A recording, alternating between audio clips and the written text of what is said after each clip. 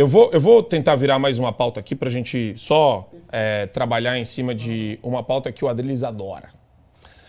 Vou entrar no banheiro onde a sua mulher e filhas estiverem, diz parlamentar trans. Beni Brioli, dirigindo-se ao vereador Douglas Gomes, lá da Câmara dos Vereadores do Rio de Janeiro. Vamos colocar... Desculpa, Niterói. Eita, nós. Vamos colocar o vídeo dela falando sobre isso. Eu, por exemplo, eu entro no banheiro feminino, eu vou continuar entrando, eu vou entrar no banheiro em que a sua esposa, em que suas filhas, em que todo mundo estiver, e eu quero ver se você vai ser mais bandido do que você é, pra você me tirar e tirar as mulheres travestis e transexuais. O que me deixa completamente indignado com a militância LGBT, e daí é sempre importante separar a militância de quem, sabe, eu tenho gente na família que tem disforia, e você vê que é um processo triste para a pessoa, mas ao mesmo tempo eu sinto o dever moral de não participar do teatro. Eu não vou participar do teatro. Ah, você acha que você é Napoleão? Pois bem, imperadora. Não. Eu preciso reconhecer que essa pessoa está enferma. Essa pessoa precisa de ajuda. A melhor forma de ajudá-la é você tratando a doença. Ai, Marco, doença é uma palavra muito forte. É sim, é uma patologia. Se você se enxerga como uma coisa que você não é, biologicamente, você padece de uma patologia. Disforia de gênero é uma patologia. Não importa a grita dos loucos, dos insanos, porque os insanos falam o que essa influenciadora, essa influenciadora Rita Von sei lá o quê, vai falar agora, que eu vou passar para o Diogo. Peraí, vou passar o trecho do vídeo, Diogo, para ele poder comentar. Cristo não falou nada sobre travesti, nada sobre homossexual, nada sobre sexualidade. Em compensação, o que ele falou sobre ser crime manter uma população na pobreza, que Deus detesta gente rica, que Deus detesta quem acumula e deixa o pobre morrer de fome. Em compensação, o que ele falou de amar o teu próximo, mas enfim. Enfim, Diogo, né? O pessoal usa Cristo para praticamente falar que o cara era um militante identitário, justiceiro social. Quer dizer, esse é o problema do apelo e da voz que essas pessoas têm e do ouvido que essas pessoas recebem da grande imprensa, da mídia, de todo mundo e da classe política de extrema esquerda também. Contra a má informação, mais informação. Legal que, usando o termo da esquerda, eu não sei se ela está no lugar de fala, né? Não sei se está no lugar de fala. Se a gente começar a discutir Bíblia, será que ela realmente conhece do que está falando ou é um bordãozinho enlatado pronto? Precisa entender primeiro se sabe do que está falando. Esse é o primeiro ponto, né? Então, usando o termo deles, lugar de fala, não está no lugar de fala. Por falar em lugar de fala, esse negócio aí de banheiro, o trans entrando no banheiro feminino, com as mulheres, alguém por acaso, esses que defendem essa tese, algum deles tem questionamento para as mulheres? Se as mulheres, que são as atuais donas do banheiro feminino, desejam um trans ou uma trans no banheiro com elas? Porque elas é que estão no lugar de fala. Alguém foi perguntar para mães, filhas, alguém questionou essas mulheres a respeito? Então eu estou usando só o parâmetro da esquerda. Por que eu comecei assim? Porque qual é o maior problema do debate hoje? Você entra num debate desse tipo de pauta derrotado. Porque você é obrigado, pela pressão arbitrária do Estado, a partir das premissas deles para discutir. Então, quando você parte da premissa do outro lado, você já perdeu a discussão.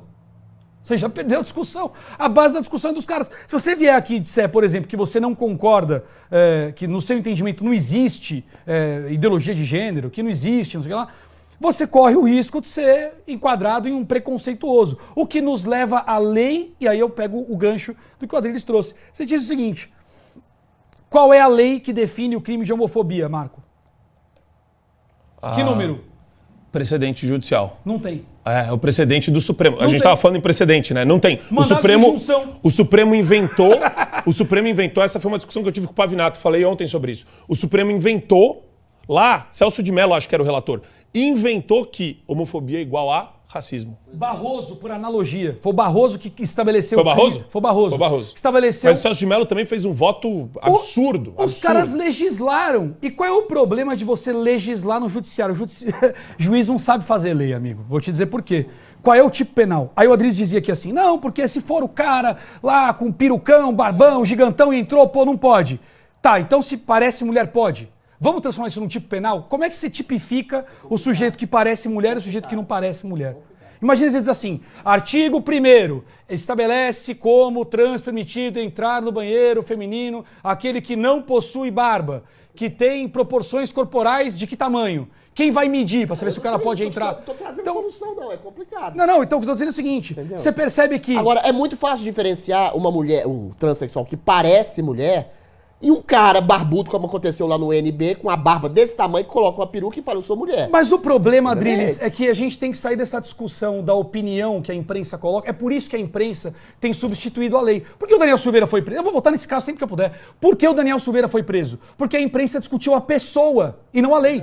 É se ele é malvadão, se ele não é malvadão, ele é grandão, é policial. Não. O Barroso falou, a gente não está aqui julgando um homem, a gente está julgando um movimento de discurso de ódio. Eu lembro direitinho do voto. Ou seja, ele tipificou um crime que não existe e imputou ao Daniel Silveira como se ele fosse um ente constitutivo de um movimento de ódio às instituições. Pois é, então a gente sai... Nada, não tem nada legal Então nisso. a gente sai, Adriles, do fundamento legal. legal e sai pro fundamento opinativo. isso aí. Então assim, na sua opinião, o cara barbudo não pode entrar, grandão, tal, mas o que parece mulher pode. Mas esse é um critério opinativo. Você não consegue transformar um critério opinativo num critério legal. E não existe... Não obrigar ainda, imagina, iniciativa Você privada. entendeu? Você vai chegar para um shopping É e uma vai falar, loucura. a partir de agora você tem que ter 3 banheiros. Aeroporto. Não, Pelo amor de Deus. E não existe. E daí vai começar a discussão estúpida em cima de quem tá indo em qual banheiro. Agora, eu acho que- não pode. É assim, não pode. Não pode. Assim, ó, Tem pênis, é homem, cai fora do banheiro feminino. Se a mulher trans tem pênis Não ou pode. Vai. Acabou. Antônio, Se calma, tem pênis, calma. não pode. Escuta,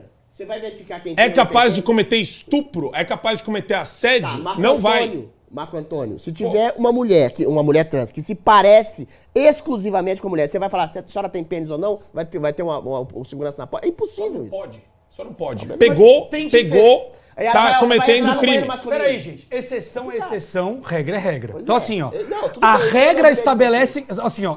Isso é outra coisa que a esquerda faz. Ela pega a exceção, generaliza, trata a exceção como regra e torna a regra exceção. Então você diz assim, puxa, aquele trans que parece mulher e ninguém consegue verificar e entrou no banheiro feminino. Uma coisa, isso é uma exceção que você não percebeu. Outra coisa é você definir uma regra. Vamos definir a regra? Então vamos. Qual é a regra? Qual vai ser a lei que vai, já que não tem o crime de homofobia, não tem o tipo penal, não tem a definição em lei, como é que você foi candidato a deputado, eu também fui, como é que a gente parametriza isso, Adriles? Esse é o ponto. Você entendeu? Então, a gente não pode transformar opinião em lei. Não é difícil, é impossível. Posso falar uma coisa? É impossível. Eu adorei aqui uma mensagem no chat. Mulheres. Taser é proibido no Brasil, né? Spray de pimenta também. Comprem spray de gengibre. Comprem spray de pimenta. Comprem taser. Andem armadas. Tá bom?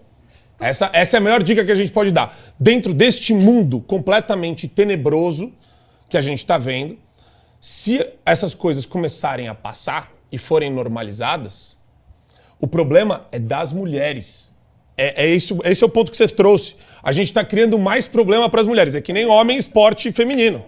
Homem biológico, esporte feminino. É um problema criado para as mulheres pela militância LGBT. Então, veja que em nenhum É momento que eu no entrei no esporte mérito. é muito explícita Ó, a desigualdade. E veja que em momento nenhum No banheiro, nem tanto. eu entrei no mérito. Eu não estou entrando no mérito. Até porque, eu vou te dizer uma coisa, eu acho que cada um tem o direito de viver a sua vida como quiser.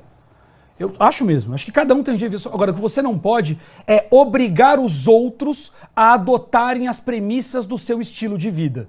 Esse é o ponto. Existe um limite do que você pode fazer individualmente, que é o limite que interfere na vida do outro diretamente. Então, esse é o ponto fundamental. Essa cruzada anticristo que eles fazem é porque eles atribuem à religião o que seria o barrar aí a agenda deles. Tem uma agenda cultural anti-religião, porque religião é alicerce de conceito de moralidade social. Mas assim, desculpa, vai lá, Marco. Não, eu só ia, pode concluir. É porque daí eu vou chamar os superchats agora. Mas pode tá bom. concluir. Não, então assim, a gente estava falando sobre... Perdi o Engenharia raciocínio. social, você falou. Você estava falando dessa questão de engenharia social. Então existe esse ponto. E tem um negócio que a gente tem que tomar muito cuidado, e não posso passar essa pauta sem falar disso, que é essa história de criança trans. Vamos entender um negócio aqui, tá? Não é para criança tratar de sexo. Sexualidade não é algo que faça parte do universo da criança. Inclusive porque os órgãos sexuais, o desenvolvimento físico, ele vem durante a adolescência, ele vem... então, toda essa ideia de percepção do apetite sexual, com quem quer se relacionar, e todo mundo tem o direito de formar a sua vida. Agora, uma coisa, de novo, é ter a exceção. É o sujeito que na exceção passou por um período de turbulência e tal. Tudo bem, isso faz parte da vida. Outra coisa é você criar um conjunto de regras coletivas que incentivam a exceção para que ela se torne regra. São coisas distintas. No segundo que você parte da premissa de que é absolutamente natural que crianças não só tratem de sexualidade, como tratem de sexualidade de forma distópica, desconectada da sua entidade física, você está incentivando que isso aconteça. Basta usar política. Vamos pegar a política de... Não estou comparando opção sexual com drogas, deixa isso claro. Mas só para dar uma ideia do que é a política pública. Pegue países ou regiões que liberaram o uso de drogas. Qual é o resultado? O aumento no uso de drogas.